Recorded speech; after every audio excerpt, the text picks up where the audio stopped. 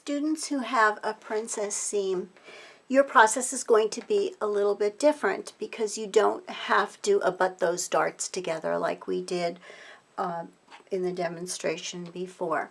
What you're going to do is to cut the same, cut your center front, cut 2 fashion fabric, 2 in horsehair. Do the same with your side front, cut 2 fashion fabric, cut 2 horsehair, 2 being a right and a left. And then on your horsehair, what you're going to do is to mark, just like we did in the last example, you're going to mark your 1/2 inch all the way around, and of course you also are going to mark your roll line and your marks for your pad stitching. But what you're going to do is you're on the horsehair only. Again, on the horsehair only. You're going to cut off this 1/2 inch seam allowance. After you've marked it on, lined it up, made sure that it was all okay, you're going to cut off that 1/2 inch seam allowance. And what you're going to do, I'll show you in a second, is to put it inside a butting at the seam. So again, this is on the horsehair only. So stitch your seam like we stitched our darts. You stitch your seam down your princess line in the front on your fashion fabric, and then press it open, press it really well, and then what you'll do is you'll take your horsehair, you're going to shave this 1/2 inch off on the horsehair, just on that center seam down the front, and then what you'll do is you'll take your fabric, you'll take your cut horsehair, and you'll just stick it inside the seam, and it will go over like that. What you should do is to take your basting, again your contrasting basting thread, and tack your horsehair down. Again, no knots, waxed thread. You can use big stitches on this.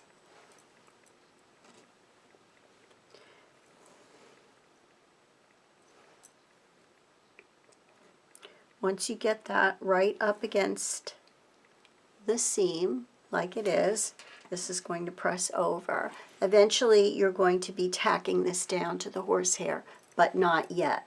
We need to finish manipulating first. That'll be one of the last steps you do in finishing off the canvassing of the front, okay? So that's my princess seam. I've taken off my seam allowance on my horsehair, and I've put it right inside to there and pressed it over. Make sure that you baste it so it holds itself in place, and then you can turn it over and trim off what you don't need from the jacket if you have leftover pieces. If it's stretched like it did on my example for the other one, you can just cut this off. Okay, and that's how you'll handle the princess. It's a little different than doing the taped dart. The next step after I've got my darts into my canvas is to mark my lines for my pad stitching. So I'm going to take my canvas, and the first thing I'm going to do is to draw my roll line. So I'm connecting my break point right through my neckline. A bit off here.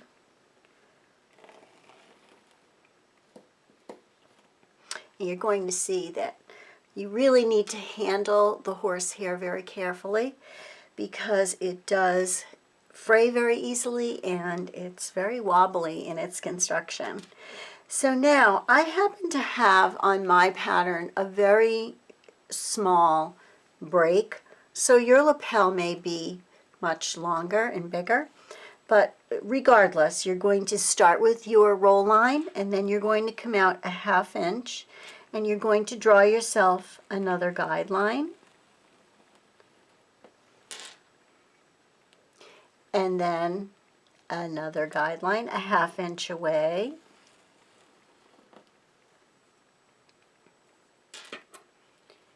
And again, so I'm going to do just what I showed you in the pad stitching video, just to mark it. And again, I'm using my tailor's chalk. I have a tailor's chalk pencil, which I love. As I get towards the end, I'm going to shorten it up to 1/4 of an inch.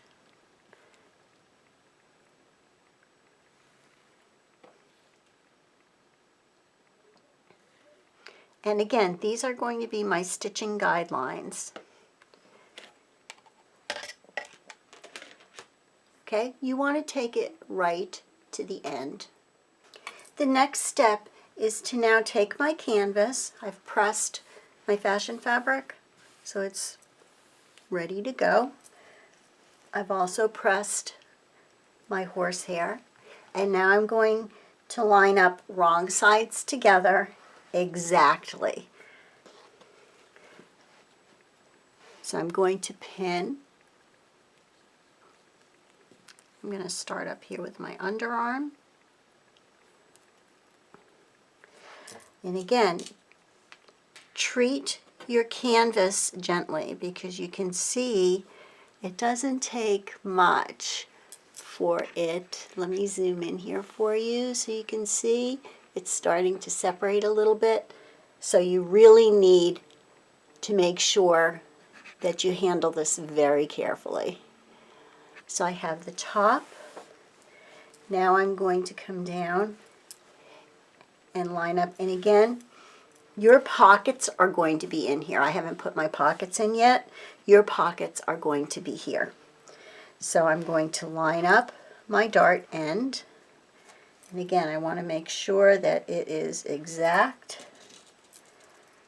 And I put a pin in at the bottom. And I think because of the length of this dart, I think I'm going to do the middle too. These pins are just going to hold it in place while we baste it. I'm going to put some temporary basting in it. Okay, so that's dart 1. Dart 2, same thing. Make sure I line up my points exactly, my vanishing points on my fashion fabric and on my canvas. You're going to need a nice big flat surface to do this. And then I'm going to do the same here at the bottom.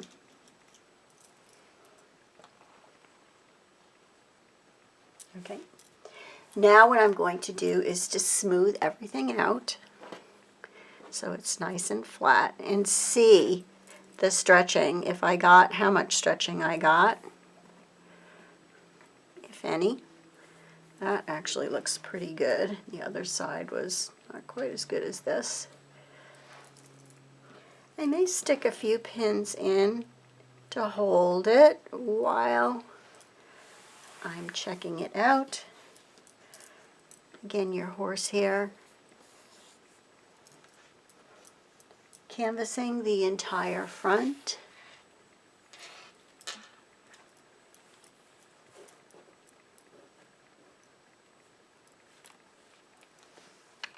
So now I have it pinned nice and flat. I can see my few spots where actually on this side it came a little bit shorter, but that's fine. I don't have to redo anything.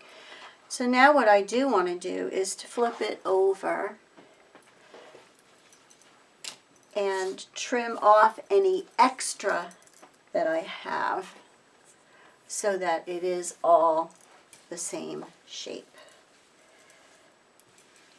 So here, as you can see down here, I'm going to take my scissor, just double check that I'm not cutting everything. And again, a nice flat, clean surface so that you can really see what's going on. So here is a case here where I'm going to trim this back. So it's all exactly the same. And again, the horsehair is going to kind of go all over the place. It's loosely woven. The yarns are inconsistent, so the filler yarns, the weft yarns are different from the warp yarns.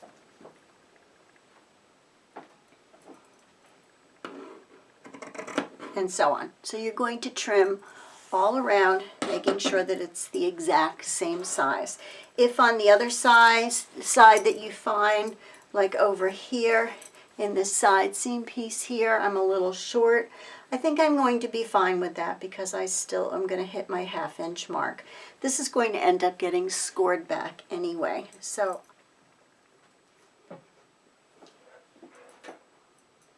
the next step, once I've got the darts all lined up and I've put in my pad stitching guidelines, I'm going to draw with tailor's chalk my 1/2 inch seam allowance. I'm going to draw it around the armhole. I'm going to draw it across the shoulder.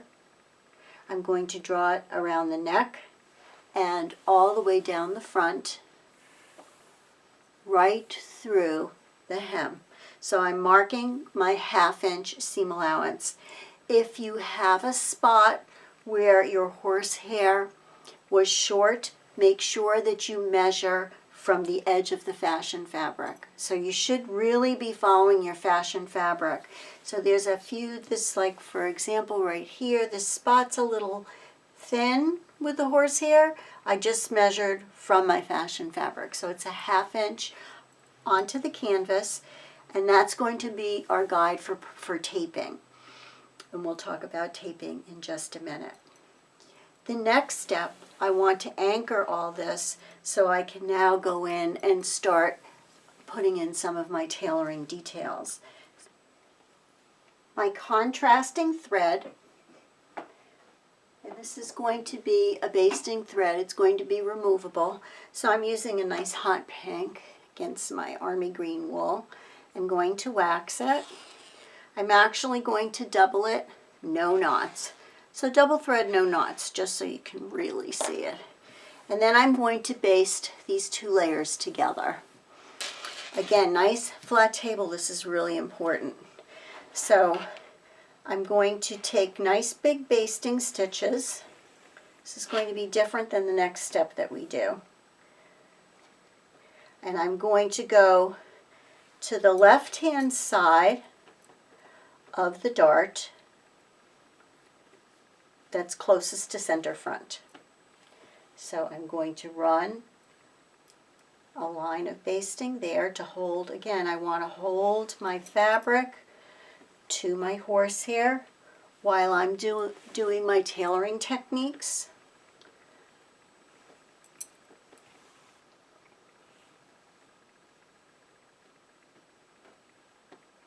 The waxing really makes a huge difference. Don't forget to wax. It's really very helpful for you. Save you lots of aggravation. So again, I'm going to my left up the front. I'm taking nice big stitches here. And then I'm going to do the same on the right. The next thing you're going to do is to permanently attach the horsehair canvas to the fashion fabric. So what I want you to do this time, I'm going to demonstrate this using a contrasting thread, but what you want to do is to take your matching thread exactly, and now we're going to run 3 rows right down, 1 in towards the center front, 1 in the middle of the garment, and then 1 over here. So about 1/3 of the garment. And we're going to take very large pad stitching stitches. So if you can see here, I'm going to pick up my horsehair canvas and pick up just 1 stitch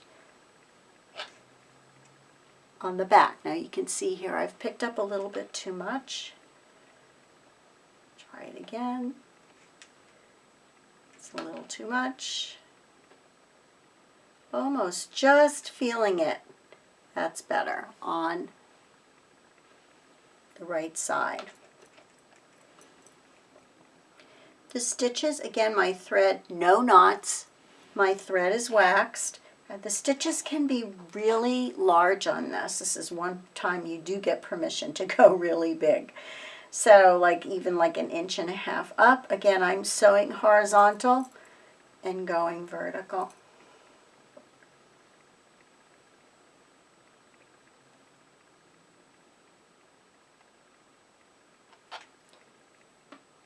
You can see, so my stitch is there, my stitch is there.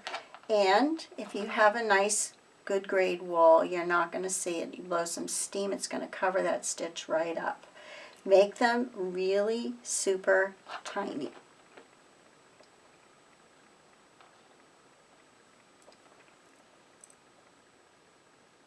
Sew on all the way up, 3 rows. So now you can really start to feel how this is going to travel as one piece. It's really becoming one piece of fabric. So I've got my temporary basting, I've got my 3 rows of tacking with my giant pad stitch.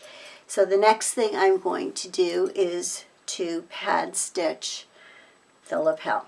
So what I want you to do is to take your garment and turn it so that the right side is up. Then you're going to start your pad stitch, which hopefully you've practiced. And you're going to turn this over. Take your waxed thread, no knots. You're going to turn it over and you're going to start to pad stitch. You do not want to hold this flat at any time.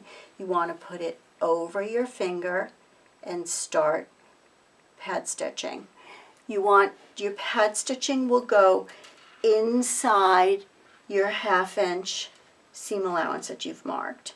So right beyond your roll line, your stitches will go in. And again, I don't have to show you this. You have a video on pad stitching. So you're going to pad stitch along the line here, holding it over your finger.